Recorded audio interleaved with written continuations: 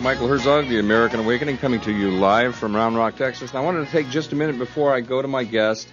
We're going to get her up on the line in just a minute here and tell you that, you know, I have run across in my journey after awakening here people that have literally left this country over what's going on. And you know what? I was almost one of them. I got to the point there after I had woke up and when I went through my dizzy stage of not knowing what to do, I thought about leaving. I was even examining other countries of which to go to. And I know of a number of people that have actually left this country, and the guest that I'm having coming up next is one of them. She's got a story to tell that I think we're all going to be fascinated with. I've gone into her website, and I'm going to give it to you. It's, as soon as I can find it here,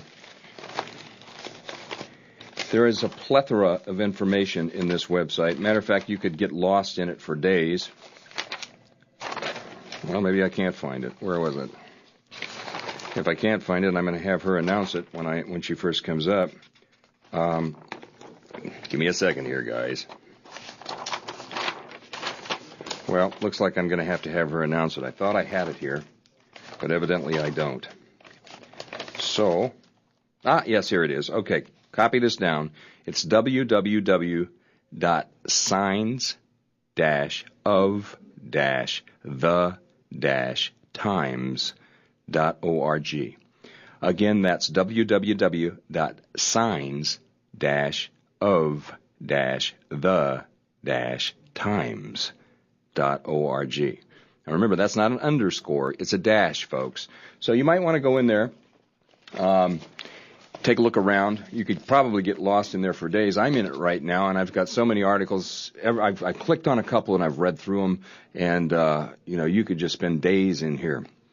But without further ado, I'm going to bring up Laura Knight. Now, before I do that, though, I want to remind the listeners, unless I announce I'm going to open the phone lines, please do not call in because this lovely lady's got a lot to say. It's going to be fascinating. It's going to be a great listen, okay? But I don't want to interrupt her unless we decide to open up the phone lines, okay? So, and I know you guys are great out there, and I know that you're going to bear with me here, okay, because this is going to be a very interesting story. So without further ado, let's bring up Laura Knight Jadczyk. Laura, are you with me? I think I'm here. Can you hear me? I can hear you just fine, dear. How's the weather in France? Well, it's been sunny part of the day, thunderstorms part of the day, generally chilly. Generally chilly. Is the weather over there in the early part of May, is it generally cool, or is it normally, in the 70s, 60s, what? Well, it should be warm. We are in the south of France. People come here because it's warm. It's like, the Florida of Europe. Mm-hmm. And it's been rather chilly, to say the least, and depressingly rainy, cloudy, quite a bit cooler than normal. I see. Okay. Well, I'll tell you what, Laura, I have been perusing through your website, and, of course, I go through a lot of sites in my job, and there's so many articles in here. I mean, you could literally, I've clicked on a couple of them, and I read through them, and they're fascinating. But you could get lost in here for literally weeks. You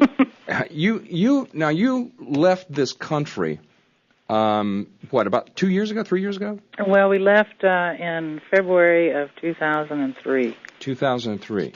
Okay. Now, for the listeners, will you tell us a little bit about yourself and what you did here before you left? Well, most of what I did before I left was... I spent many years just as a wife and mother. I worked as a social worker for health and rehabilitative services in Florida. I spent 25 years as a hypnotherapist, working with various, psychologists and a single psychiatrist in my local hometown. Mm-hmm. And raised 5 children. Did, basically the whole normal riff on ordinary American life.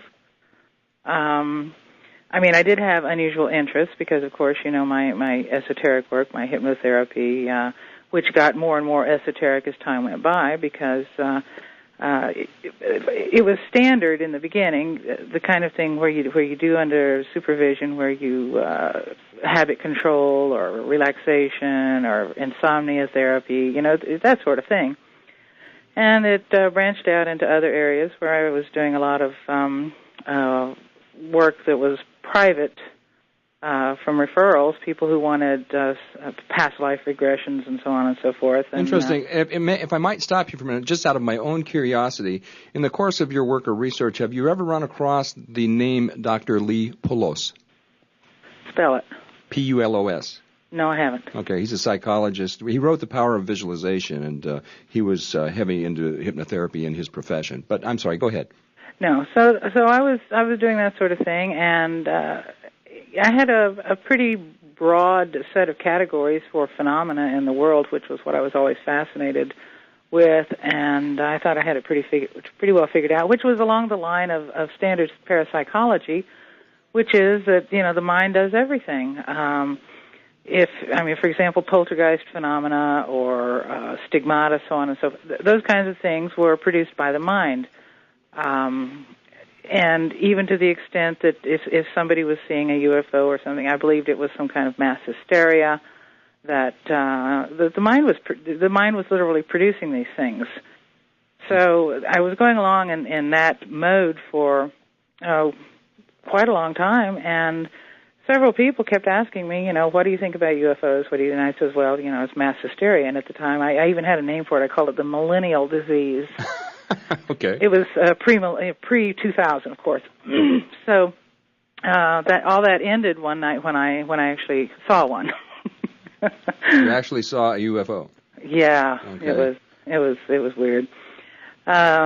It was a very unusual situation. Not only did I see it, but quite a number of people around the area. There were 3 articles in the local newspaper about it. And it was one of the witnesses was a state trooper who was the younger brother of a fellow I went to school with. Come on, I lived within 50 miles of where I was born all my life, so I pretty much knew everybody. And was it one of those small towns where everybody knew everybody and all their business?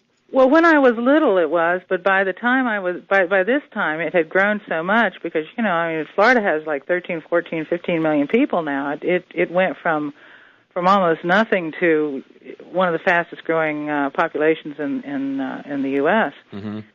So it was pretty popular, but there were still the local people who had been there for several generations, and it was still kind of a closed society or closed network to what we call the snowbirds or the Yankees or whatever. Mm-hmm. And but anyway, that's what opened the door to a whole other type of research because I wanted to know just exactly what the heck this was. Well, I had a cousin who was an engineer at NASA, and I talked to him, and I said, this is what I saw. This is, I described it to him, and, do you know of anything we have like that? I wanted to eliminate the possibility that it was, some secret technology. And he said, well, not what you're describing, not that I know of, but then there are things I don't know about. So that didn't really give me an answer.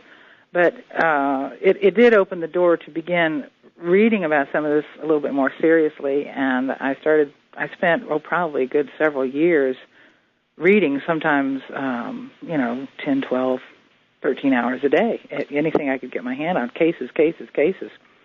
And wouldn't you know it, lo and behold, no sooner do I start, actually just looking at the subject, and I wasn't going to make up my mind about it. All of a sudden, I got this really strange contact with this woman who called me up about some computer equipment, and we were having a conversation, and she mentioned that she'd had she wanted to know what else I did. And I says, well, I did this, mentioned the hypnotherapy, which you don't really mention that often to people. It's just not done. No, I understand. Yeah, it's by request, really, I think. Right. So she was all of a sudden, oh my God, you've got to hypnotize me. Something happened to me. I went to a funeral and several years ago, and on the way back, something happened really unusual, and I think it was a haunting by my aunt, and she described the situation, and it was like a classic missing time scenario, which I had just read about. Come on, I just was getting my feet wet. And so I thought to myself, okay, well, I'm going to prove that this whole abduction business is a state of mind, that it's it's a cover for something else. Maybe somebody's been abused and they're explaining it as being abducted by aliens or whatever. Right. Yes. So I was basically loaded for bear to steer and I shamelessly, I'm even ashamed to admit this right now. I shamelessly tried during this particular session to lead this woman away from any idea of any kind of abduction, any kind of aliens. And of course, in her conscious mind, there was no such thing.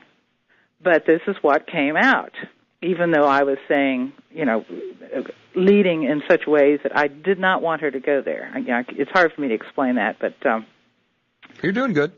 But in any event, that's what came out. To go to, and I know of a number of people that have actually left this country, and the guest that I'm having coming up next is one of them.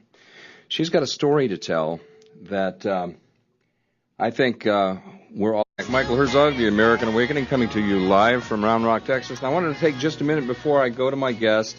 We're going to get her up on the line in just a minute here and tell you that, I have run across in my journey after awakening here, all going to be fascinated with. I've gone into her website, and I'm going to give it to you.